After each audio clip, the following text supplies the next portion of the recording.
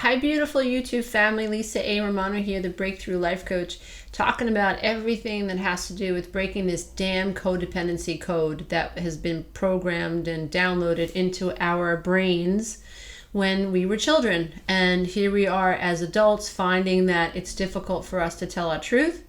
It's difficult for us to hold on to our boundaries. It's difficult for us to figure out whether or not what we think is fair.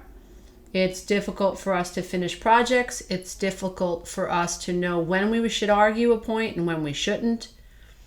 I like to say that the self is like a podium that sits inside the heart space, and most of us aren't even aware that our self is supposed to be sitting on this podium, owning our space. And if you're lucky, you have your pinky toe on that podium. If you're lucky, you even know that you have this thing called the self. I know for many, many years, I didn't even know I had this thing called the self. I didn't even know that I lived in a state of constant reactivity. I didn't even know I was doing that. You said something, then I said something.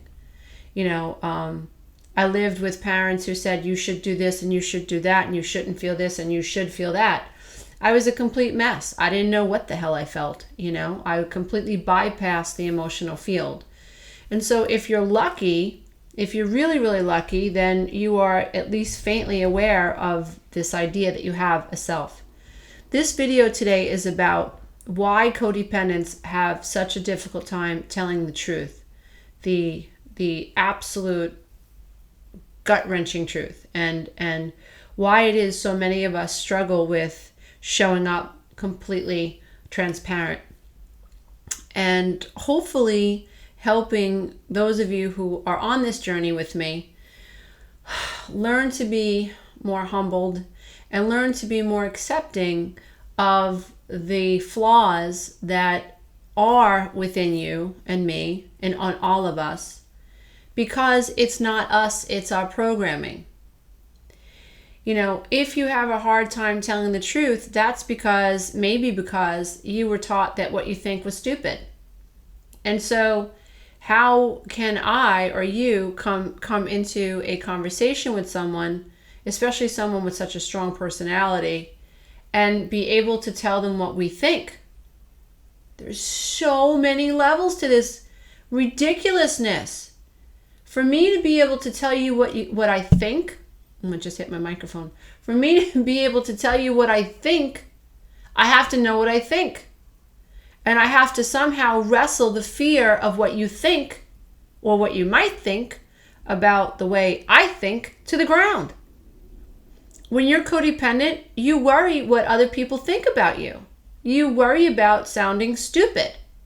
You worry about, if you've been really pushed around as a child, sometimes you worry about other people taking extreme advantage of you. So now you're argumentative. So now you have to have the last word. Maybe you don't even know what people are talking about, but because you've been pushed around, it'll be like hell or high water before you back down, before they back down, This happens a lot when kids have been picked on by their parents and they've been brutalized by their siblings, and they go to school and they get bullied. We become adults and our skin is so raw.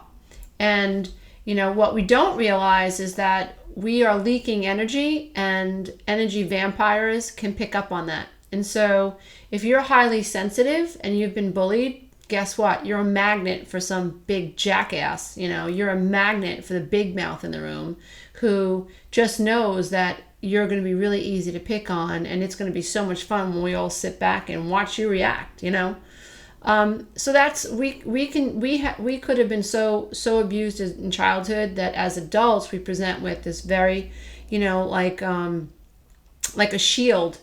But what happens is we're so tuned up for people who might jack with us that we're hypersensitive to it, and we don't realize we're actually attracting it. And then sure enough, we're so afraid that someone's going to take our power away that they start with us, and guess what? We react and they take our power away. And then we feel like victims, and then they walk away laughing like we're a big fool. That happens a lot too. And so getting back to why I wanted to make this video, it's about coming face to face with just an aspect of codependency that's in us without shame. And there is no, in my opinion, there's nothing to be ashamed about. If you were programmed to fear what you feel, if you were programmed to be afraid of what other people think about you, if you were taught and programmed and brainwashed to believe that what you thought was irrelevant, if you've had family that has abandoned you, then it's really hard to stand there and say, Mom, this is what I think, or Dad, this is what I feel. You're so afraid of being criticized, humiliated, walked away from, abandoned, rejected, beat up, criticized, lied about. I mean, there are families out there that actually lie about other family members. It's true. Not every family out there, and most of them aren't very nice, where one parent is turning the entire family against one child, or the two parents or the only thing that they have in common is their disdain for one child. It's disgusting, but this crap goes on. And what happens is when this stuff goes on in a home, we, the children, become codependent. We need to have that tribal instinct met, that sense of belonging. And we seek this sense of belonging our natural lives. And so until we wake up and we realize that we have been thinking in a dysfunctional way, and the good news is that we can be taught to think in a different way, in a healthy way. It takes time. You need patience. You have to understand that your brain, your brain is wired for dysfunction, and that it's going to take time for these neural pathways to reroute themselves or even be created. Please, dear ones, research neuroplasticity. It's real. You can change your brain by changing the way you think. So that means your brain thinks the way it thinks because it's been taught to think the way it thinks. Really. Children are babies. They're taught to think. You were taught to think the way you think because of the way your parents think. And unless you've really, opened your mind up and you've questioned everything, everything, why do you live in the city you live in? Why are you the religion or worship the God that you worship? Why do you like hamburgers and mashed potatoes? Why? Why is your hair color the way the hair color it is? Why do you walk the way you walk? Why do you do what you do on Sundays? Why do you like football? Why do you not like football? Why do you enjoy, pig roasts? I don't enjoy that, but some people do, and that's okay. But what I'm trying to do is get you to really open up your mind and ask yourself, wait a minute, why do I do those things? Why do I like those things? Because, most of us do what we do and never think about why we do what we do. And it's so sad because that means we are spirits that are being suppressed because of this programming that's in the brain. And we are a program that is sort of has the spirit in bondage. And when you come through the codependent veil and you realize wait a minute, it's the spirit that's supposed to be running the brain. It's not the other way around. But when you're codependent, it's the programming clashing with the spirit. So spirit knows when someone's being cruel. Spirit knows when you're lying. But the brain, the programming, has you afraid to tell the truth. So we lie for lots of reasons. We lie because we're afraid of what people think. We lie because we're not so sure that we have the right to think what we think or want what we want. We lie because we're afraid of being criticized. We lie because if we tell the truth, other people might get angry. We lie because we're afraid we won't be liked. We lie because we don't know that it's not our job to keep other people happy. We don't know that. We lie because we think we're supposed to keep other people happy. We lie because, even to ourselves, because if we tell the truth, we might not like what shows up, and we don't have data for how to handle that. If you're in a dysfunctional marriage, you might keep telling yourself, oh, it's going to get better, it's going to get better, it's going to get better. So the lie is you're not telling the truth about how you really feel. It's going to get better, it's going to get better, it's going to go better. That's what you think.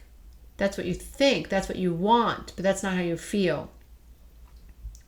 So lots of times, we'll be in a dysfunctional marriage, or something will go down with our spouse or even with our children, and we won't tell ourselves the truth. We won't sit for 5 or 10 minutes on the couch with a candle burning and maybe the cell phone off and the house phone turned off. No television, no radio, no nothing, no distractions. And just sit there and say, how do I feel about this? How do I feel about my marriage? How do I feel about my marriage? So many of us won't go there because we don't know what to do when we decide we're not happy. What then? We don't have the data for it. And so I get it. And I don't judge anyone who doesn't tell the whole truth, because I understand why it's so difficult to tell the whole truth. And I understand that learning to tell the truth first to yourself and then learning to put it out there incrementally is all part of the journey. Again, I believe that the Bible is full of great wisdom. There are lots of things I don't understand, but perhaps that scripture speaks to someone else. But I take from it, again, I'm not a religious person at all. I don't consider myself any denomination. I am open to all spiritual wisdom from the East, from the West, you name it. I mean, if you're a pygmy and you're purple and you got green hair and you're nice to talk to and you have a certain philosophy, I will break bread with you. I don't care. I'm open to hear what you have to say, because I'm going to tune into myself and see if I resonate with what you say. That's the way I go through life. So I get it. I'm now spirit, vibrational, living this physical experience. And so I get it. I finally, thank goodness, I've come to the point where I accept that about myself. I'm vibrational first, and I am, this body is just a suit, and I need it because it adheres to the law of gravity. It adheres to the laws of that govern the universe. So I need this body here. But I know that this body is not where it's at. The thing or the entity that's speaking to you today is coming through you, but is really spirit speaking to you. And this is just the vehicle that I use to speak to you. And thank goodness, I have learned to use my brain. I've learned to override the programming, and I've learned to use my brain so far to my advantage, and I hope to learn how to use it even more so to my advantage. But, I get it, and that's what I want so much to bring to all of you who are so interested, in this journey. It's just awesome. I don't pull any punches, and I often say, if you don't like the way I present the message, click off, dear one. It's like, fine, I'm not offended. I'm not your teacher. But if there's something that is absolutely resonating with you, I'm tickled pink. That's freaking awesome, because that means that my spirit is saying something that your spirit can hear. So that's just delicious to me. So dear ones, if you are really on the healing path and you are willing to face everything that you need to face, go for broke. I think I mentioned this the other day. Like, I heard Alan Watts do an interview. He's a genius, by the way. And he said something about, we're all decaying. I was like, oh, but it's true. We're all, on a journey towards decay. Each and every one of us, from the time we're conceived, we're in this constant flux state of like decaying, and we're all going to die one day. We're all going to come to that point where we close our eyes and we go, where spirit goes. It just joins wherever it goes, whatever energy it is, it goes. And the body will stay, because the body is sort of like I said, it's the suit you needed while you were here as an earthling, but you're a spirit as an earthling, So, but what we're going to learn, eventually is that everything's bullshit, meaning that, what other people think about you is bullshit. Even what your mother thought about you is bullshit. Like, your job is not to worry about what they think about you. Your job is to come here and to just fall in love with life, to look outside a window and to see the trees and to see the birds and to see the sky and to know that that lives within you. I'm getting goosebumps just talking about it. There's so much to be joyful about, even if people can't stand your ass. Like, when you get to the point where you learn this type of language, like, I'm sorry you feel that way. You don't have to like me. That's perfectly fine. And in your head, you're saying, that's fine because I know who I am. People have their own realities and their own agenda. And most people who are not very enlightened are projecting. So when people are giving you a hard time, they're in a state of reactivity. Most times, this is going to sound harsh, but most times you're talking to robots. When you look at people, you're going to start to see it. The more aware and the more awakened you become, you're going to really develop this ability to discern, like, who's awake and who's asleep. And in the beginning, it's like really woo-woo. It's like, whoa, wait a minute, like, she didn't even hear me. Like, I don't even think she's thinking about what she said, and that will happen to you as you move forward. You have to stay on path, dear one. This is an incredible journey. And I can tell you that literally the truth does set you free. Now, when you begin to tell your truth, you have to follow a few golden rules. You cannot attach to an outcome. You can say to your husband that, I would like to go into marital counseling because I believe that we're codependent. And that could be your truth. And your truth can be, I really want us to feel connected and I really want us to figure out what's wrong. That's your truth. Dear one, that might not be his truth. He might not want to go into therapy. He might not want to feel connected to you. He might not rank that as a priority. He might be way below the veil of consciousness. Now what?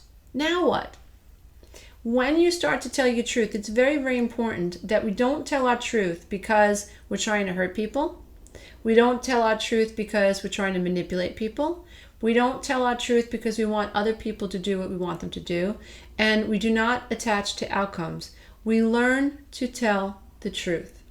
I had a client one time who said it was miraculous. Her husband kept saying to her, if you keep this up, we're going to get a divorce. We're going to get a divorce. We're going to get divorced. We have little kids and we're going to end up divorced. And it's going to be all your fault. Is that what you want? Is that what you want?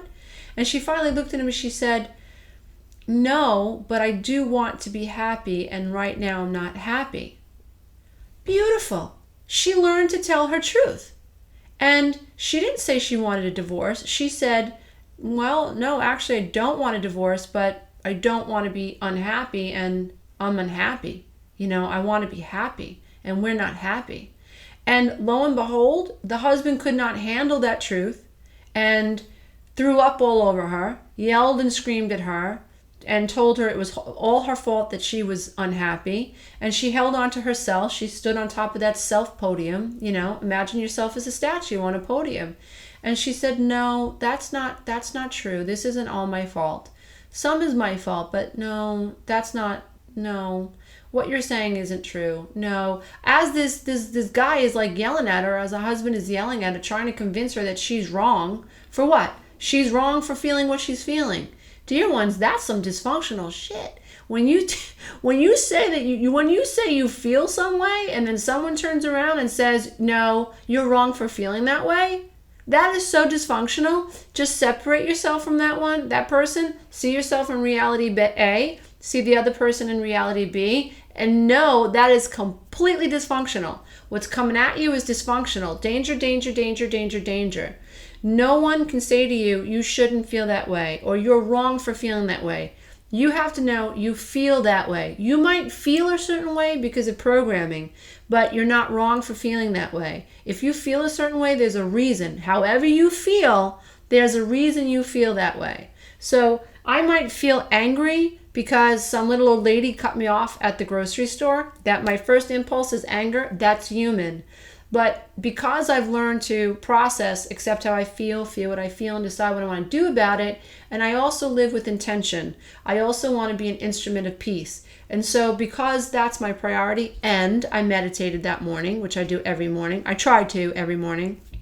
And I go to bed and I spend 5 or 10 minutes also meditating. So I set my intention before I go to sleep. I'm in a pretty high vibration. So when I see this ornery old lady, cut me off, and my immediate feeling is anger, I'm able to quickly understand instrument of peace, and I'm able to think. Now I put space between me and the reaction. And so now my truth is, do you really want to fight with this old lady? No, I don't. Now, then I make the decision to just smile at her and say, okay, it's fine. You can go ahead, and not make a big deal out of it. I hold on to my vibration. She doesn't gain control over my vibration. Chances are she's doing this and she's taking advantage of people because she's an old lady, and other people are getting jacked up because she's stealing them. She's stealing their energy. Not with me. You're not going to be able to steal my energy. Now, there are times where I'm in a relationship with someone where perhaps they lie to me, or perhaps they steal from me, or perhaps they say something about me that's unkind. Now, again, it all goes back to my intent.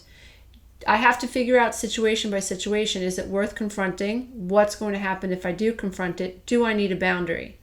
If, let's say I was out to dinner and my husband was flirting, which he doesn't do. I wouldn't tolerate it. I wouldn't be with him if he did. But let's say he was flirting with the waitress and I felt uncomfortable. I would observe that. I would observe him. I would observe his reality. Stay in your own cube. Put him in his own cube. Stay in your reality. You have to find your truth. So I would stay in my cube, my reality, and I would observe him in his reality. And then I would observe how I felt in my reality about him and his reality. That's detachment. Codependents don't detach. Codependents are enmeshed. Your husband flirts, you have a reaction, and then you react. And then he reacts to you. And guess what? He doesn't say, I'm not flirting with the waitress. He says, you're too sensitive. Or he says, I was just joking around. Or he says, if you weren't so insecure, this wouldn't bother you. Wah, wah, wah, wah. All excuses for not taking responsibility for rude behavior. So, dear one, in this case, when it comes to telling the truth, it would be about you staying in your box and you shutting up, shutty, and you be quiet and you tune into how it makes you feel. And so for the rest of the evening, if you're quiet because you're upset, that's fair. You're not punishing him. You just don't feel like conversing with someone who doesn't have a lot of respect for you. You get through the dinner, you're quiet in the car, he's asking you what's wrong. If you feel comfortable talking about it, then you say, I'd like to talk to you about something. If you don't, you say, I'm not ready to talk about it yet. Eventually you bring it up and you say something like, it makes me very uncomfortable when I notice you flirting with waitresses. And if he says to you, I'm not flirting with waitresses, then you pay attention to how you feel. And you say, well, honestly, my reality is you're flirting with the waitress. And I don't know what your reality is, but my reality is I saw you flirting with the waitress. That's my reality. And I have a right to that reality. And I'm going to hold on to that reality. That's just the way it is. And now I'd like to know how you feel about what I just expressed. If he's healthy, he will acknowledge perhaps that he hurt your feelings and he will say, I won't do it anymore. That was rude of me. I'm sorry. He'll ask you for forgiveness. If he's not healthy, then he will do what I just mentioned. He'll say, you're too sensitive. He'll say, I was just joking around. That's a big one with narcissists and nasty people. They like to say, you're too sensitive and I was joking around and you can't take a joke. Bull. That's just rude. We shouldn't even have to tell men or women, don't flirt with the waiter or the waitress. We have to tell our spouses and our boyfriends and our girlfriends, you shouldn't flirt with people? Really? That's so ridiculous. But whatever. It just irritates me. But anyway, dear ones, so the goal is really to be able to tell the truth to yourself. Now, in order to tell the truth to yourself, you'd have to confront what you don't like. And so lots of times codependents lie because they don't want to take it that far. Meaning, if you're out to dinner with your husband, you have 3 kids, and he's flirting with the waitress, and that makes you feel uncomfortable, and you turn around and he's making out with the waitress, and you've got 3 little babies at home, it's really hard to tell the truth. It's really, because what does that mean if you tell the truth? That's really tough. And so I know why people lie, and I totally understand it, and I don't judge anybody for lying because I get it. This video I'm creating it to help you understand and hopefully lift the shame if you do find that you lie. If you do find that you don't always tell the complete truth, or that you lie by omission. I'm hoping that this video will help you alleviate some shame and some guilt, and maybe help, allow the spirit of discernment and self-love and self-compassion to come into your heart and into your mind, so you can say, oh, that's why, I don't always tell the truth. If you're someone who is struggling with telling your spouse a just personal truth, it could be because, you don't have the data for what to do if you do tell the truth, which again, self-compassion. At that point, it would be about you trying to figure out, A, what your agenda is, what your intent is, what your future life experience, desired life experience looks like for you. And if the state of your marriage is such that you'll never be able to acquire your desired future reality, then boundaries need to be set in place, and tough decisions need to be made. But that is the only way we get to liberate ourselves, and we get to resonate in the stream of abundance. At the end of our journey, we'll discover that, like I said, it was all bull crap. It was all nonsense. Worrying about what other people thought about you, it was nonsense. Trying to make other people happy was nonsense. But for here and now, we're trying to gain control, help the spirit become manifest, and help the spirit override the programming. It's not an easy journey, but it is a journey that is very, very worth it. I can tell you that it's worth it.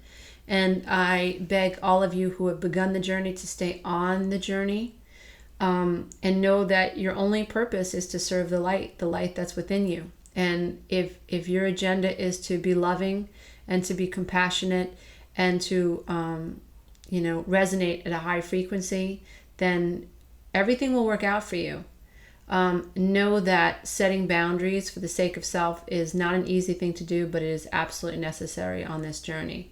And so I hope this has helped you, dear ones, not feel so guilty if you do in fact lie. And I hope that is help heal some shame, any vibrations of shame that may be still rolling around unnecessarily. You are enough, dear one, and if you're watching this video, you've been wounded, and there's some programming that we just have to take care of. That's all. That's all there is. It's not you. It's your programming, and everything's going to be fine. You stay on this journey. I promise that to you. Namaste. Bye.